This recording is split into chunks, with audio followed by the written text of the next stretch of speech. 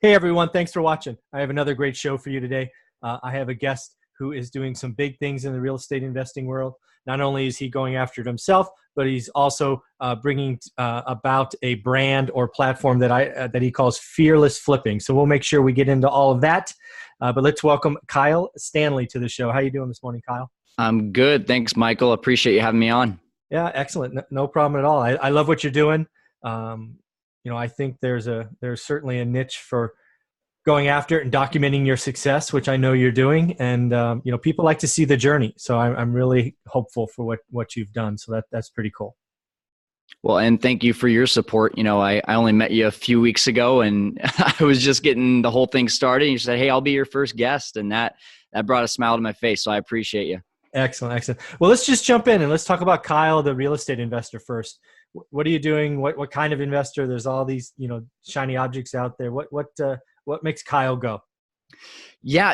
I first learned about this term of, passive income about 5 or 6 years ago. And I had always thought you have to exchange time for dollars in order to make money. But I really love being my own boss. So, if you've ever read the E-Myth, I was very much a technician. Still, to be completely honest, still am today in that technician role. But I guess my eyes were opened up about 5 or 6 years ago when I got into a direct sales company and saw what passive income was. And but even that, unless you really, really, really know how to build that kind of business, it was like I still just felt like I had to exchange time for dollars. And so long story short, fast forward to this last year, my dad got sick and I pretty much became 100% all family for a few months and put work aside. And during that time, I was doing a lot of self-reflection, a lot of self-evaluation. And I realized that, I need to be doing something like this real estate stuff. I started listening to Grant Cardone's, Robert Kiyosaki's, and really started hearing how they were doing this. And I was like, this is true passive income. And so I got excited about, the notion of getting rentals and all that kind of stuff, but I really didn't have the money. So I was like, how am I going to make money faster? Well, Than Merrill, he's a fortune builder, is actually here from Fresno. One of his ads popped up on my Facebook and I decided to go to one of these seminars and it was all about flipping and wholesaling. And I never really thought I'd be doing that. So I just really was truly going for education. But 3 days later, I was signing up for their educational program and I was ready to do this. And what I really saw, Michael, was that for the first time in my life, I could be my own boss in something where I could have people that were teammates rather than employees or people I had to necessarily motivate. I had contractors, I had realtors, I had, title companies that was their job. I all I had to do was tell them, hey, here's what I need. Here's the job. And I no longer had to go out and motivate these people to do their job, or I no longer had to worry about, hey, making them an employee and putting expectations in place. And so that's what I'm good at. I can grind. And so that's what I've done the last 6 months. I started January 6th, got my first flip into contract on February 15th. And when I got the keys, it was March 1st. And then it turned it around in May. I want to say it was like May 20th was when I got the check in my hand. And it was, $5,600, which isn't a huge, as profit for your first flip, but it gave me that confidence. And now I just got my second one into contract. It's a 2-house on 1 lot. I'm going to keep it as a rental after renovations. And I'm just going. I'm doing the things that are in my control and I'm loving it. Well, there's so much there I want to make sure we peel apart because lots of what I call new investors watch this channel.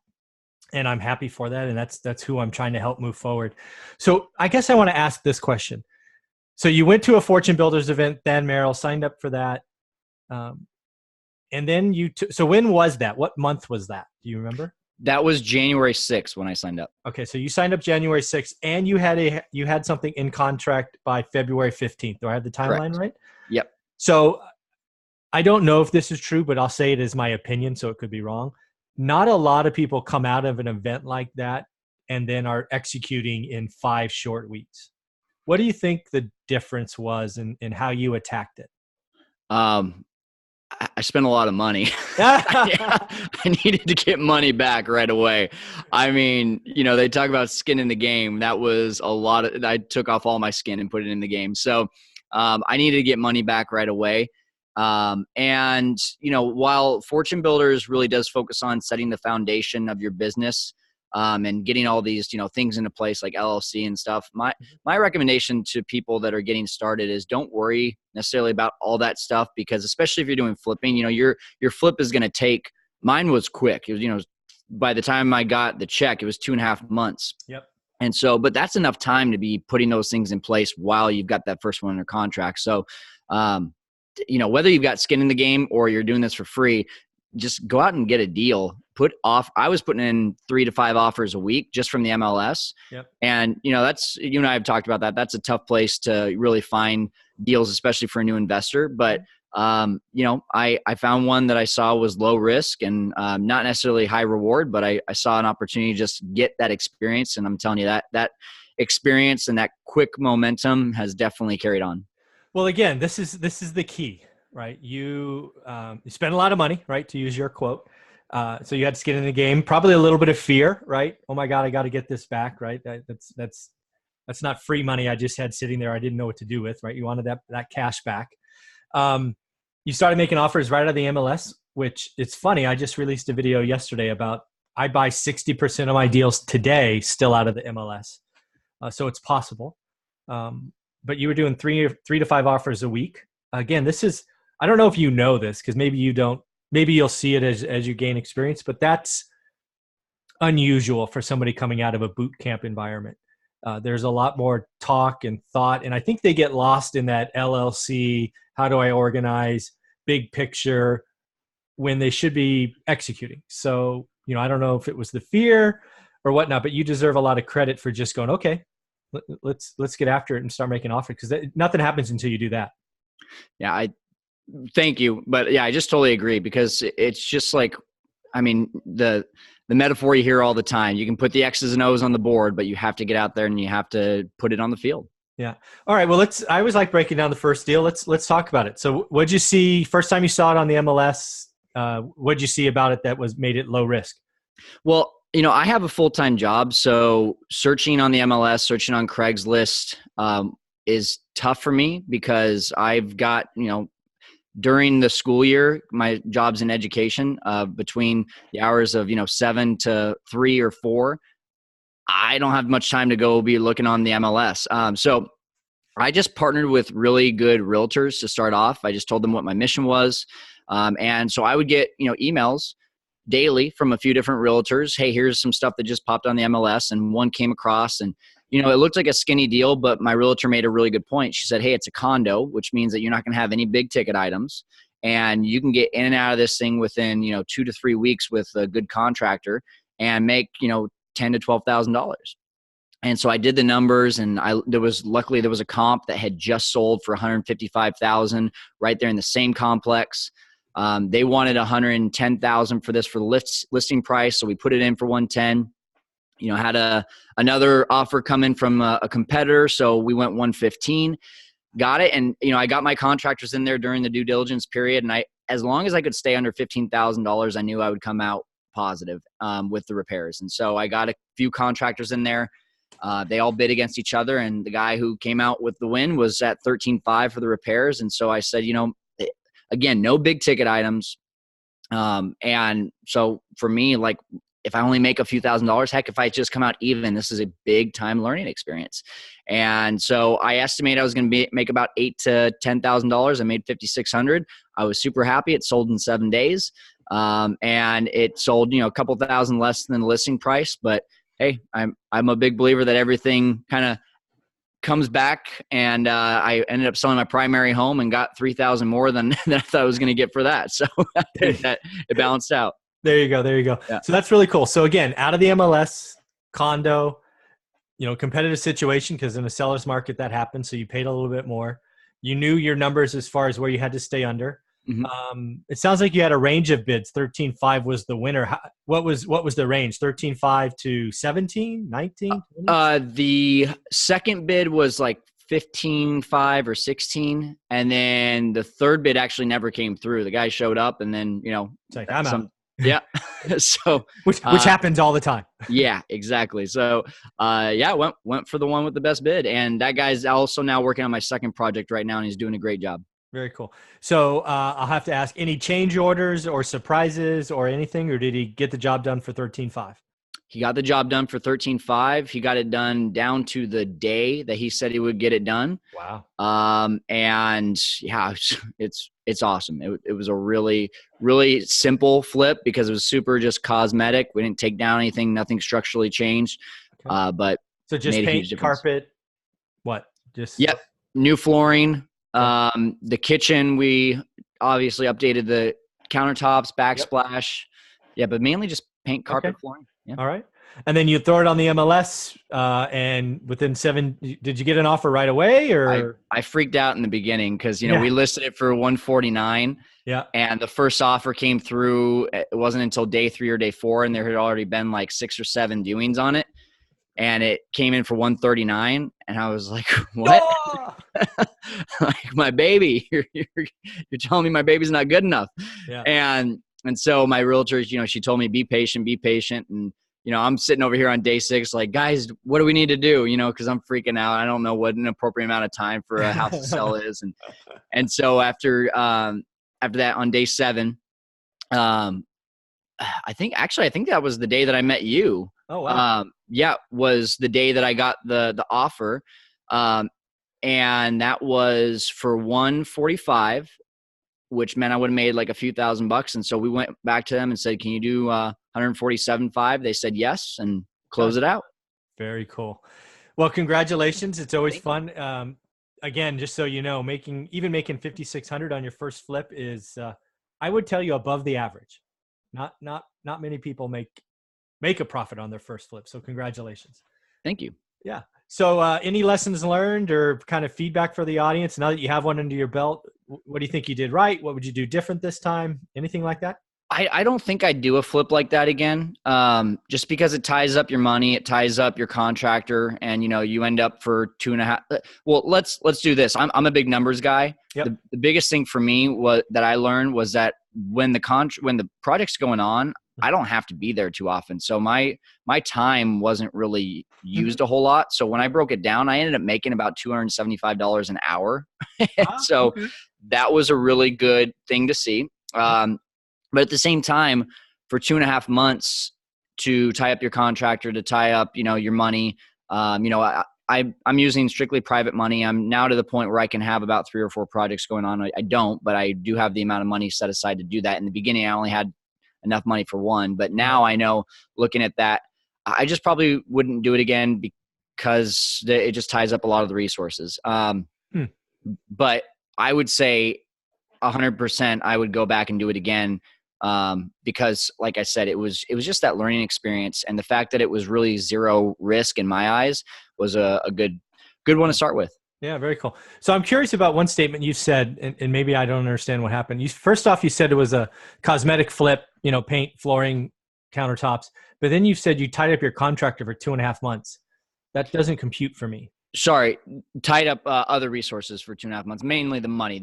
Okay. Contractor's only in there for 3 weeks. There we go. Thanks for clarifying. Yeah, that feels different. Yeah. That makes more sense. Yeah. Okay, very, very cool. And again, when you say 5,600, that's net of all fees and private money costs and all of that. Very cool. All right. And do I remember correctly, you just locked up your second house, but this one's going to be a keep, the 2 houses on one lot? Yeah, and again, came from a realtor. This one was not on the MLS. This was a pocket deal from a realtor. And first time that she's worked with an investor, and she just went out there, started looking for stuff. This one came across her desk. The guy's wife passed away a year ago. He just wants out. He lives in a town called Visalia, which is 45 minutes away. That's where his family lives. And it was a free and clear house, but it has this second home, this kind of mother-in-law unit that needed a lot of work. It didn't look like anyone had lived in there. It looked like it had been a storage kind of unit for probably about 10 to 12 years. And so for that reason, when she saw this deal, she said, well, a conventional loan is going to be really tough to get with this one. So she told me, she's like, I can either put this on the MLS and get top dollar and get 1 commission, or I can bring Kyle in and, help this guy out, get him out on his timeline with someone that I trust, and help herself, get a couple commissions. And so, so she found a good middle ground. She took me there. Found a good middle ground with myself and the seller. And yeah, we got it for 165. There's a house just down the street that had sold about 6 months ago that's smaller than mine. And that one sold for 263. And mine has a second home. That other house has just a storage unit. So I'm thinking that I'm sitting pretty on this one. So, you know, I was going to sell it, and then I talked to my mentor, and he said, Kyle, that's a rental all day long. So Yeah. I said, oh, okay, let's do it. All right. So you bought this one probably again with private money with the idea of refining out after the repairs? That is correct. You're going to do the Burr method. The Burr method. And that's been a learning experience. So talked to a few different mortgage lenders to finally find the right one. And it sounds like rate and term is the way to go for me, since I don't really have any rentals yet. And for sure. Yeah. That is the route we're going. Yeah, certainly for the first four. And again, at this time of day, if you can get it, if you can get it done where interest rates are today, 30-year money in the 4s, you're going to be printing money. You're going to feel really, really good about that one. So cool. Congratulations. Thank you. All right. This is awesome. So let's, I guess one more question about what you're doing now. Where do you see yourself going this year and then maybe 5 years out? What does that kind of look like for Kyle? Yeah, I want to have 5 doors for passive income rentals by the end of this year. I would like to have at least 3 projects under my belt by the end of 2019. That was my goal for the beginning of 2019. Now that I'm on my second one, I've kind of expanded that to be more like 5. But okay. I know long term, at least that's the goals for this year. Long term, I've searched for a long time for what I believe I've been truly called to do, and this is definitely it. There's just so many opportunities to make money in real estate, and now, you know, with my passion of seeing how simple this business is, you know, it's not easy, but it really is. If you can just know some basic math and take some emotion out of it, It really is a simple business, and that's where my excitement is right now with starting Fearless Flipping and showing other people how to do this business through experts like yourself, Michael. You know, in our interview.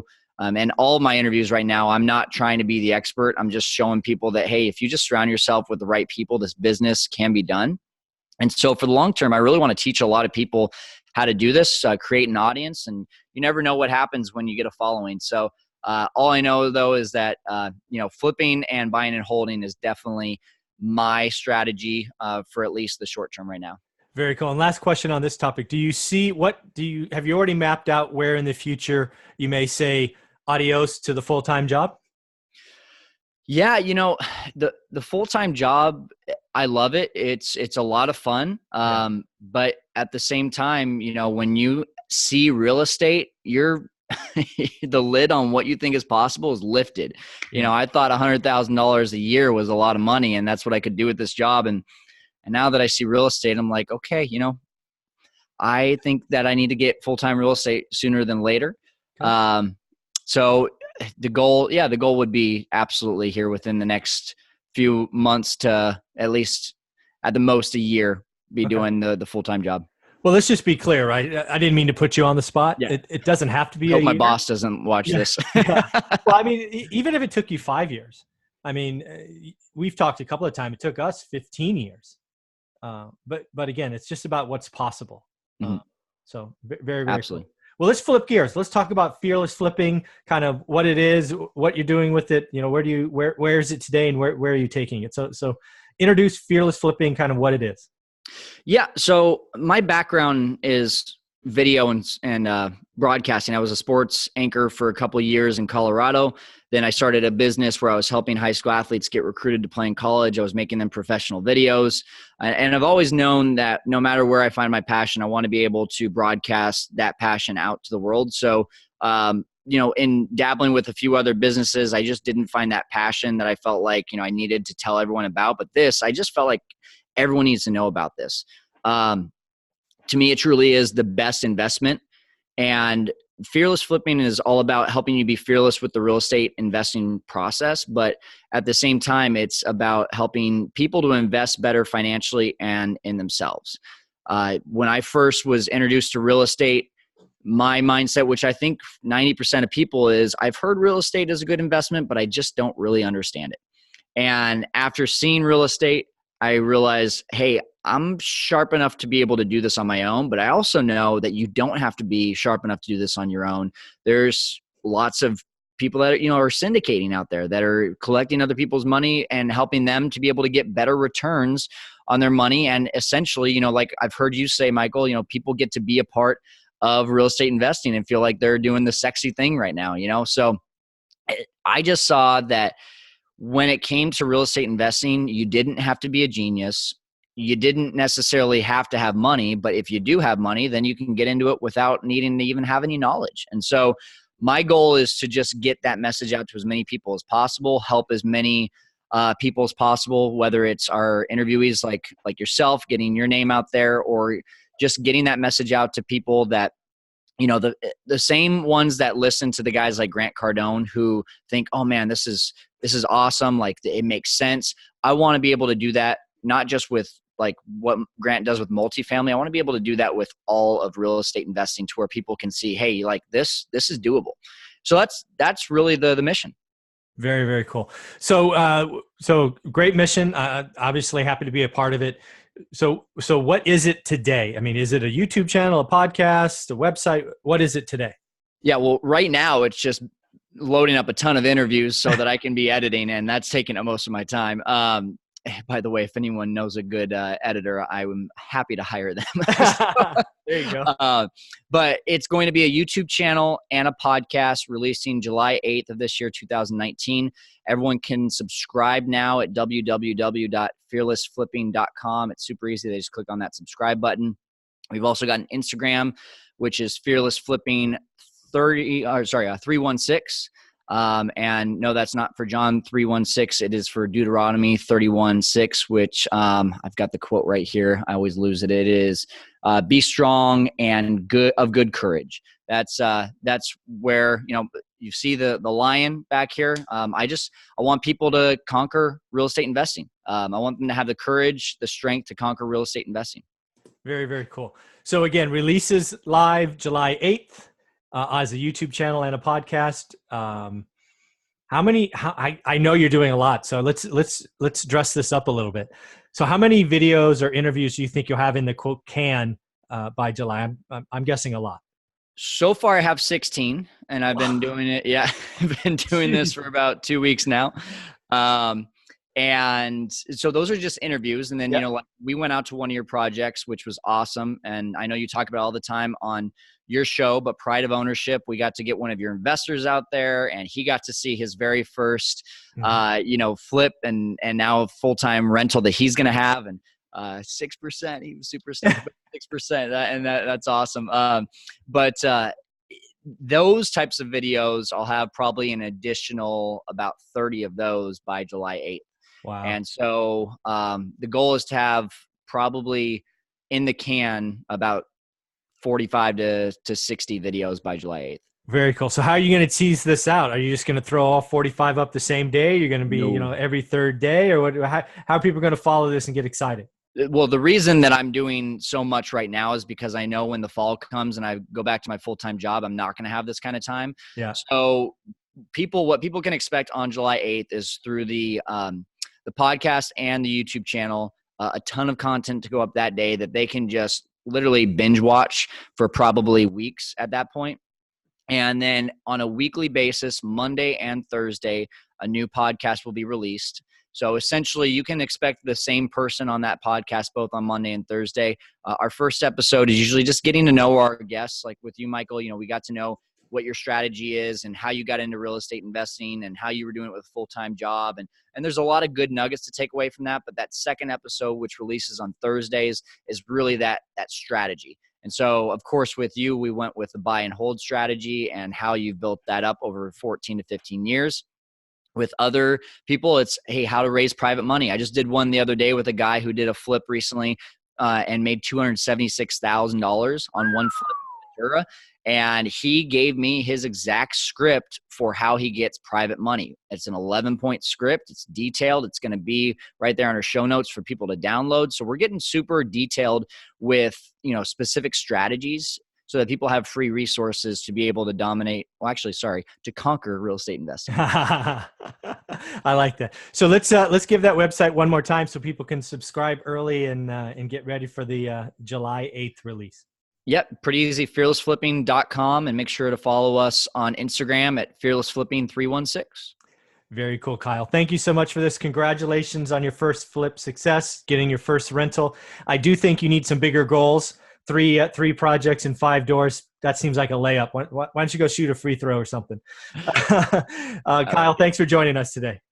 Thank you, Michael. And thanks for all you're doing. You've got an awesome mission. I love it. Thanks, buddy. Take care.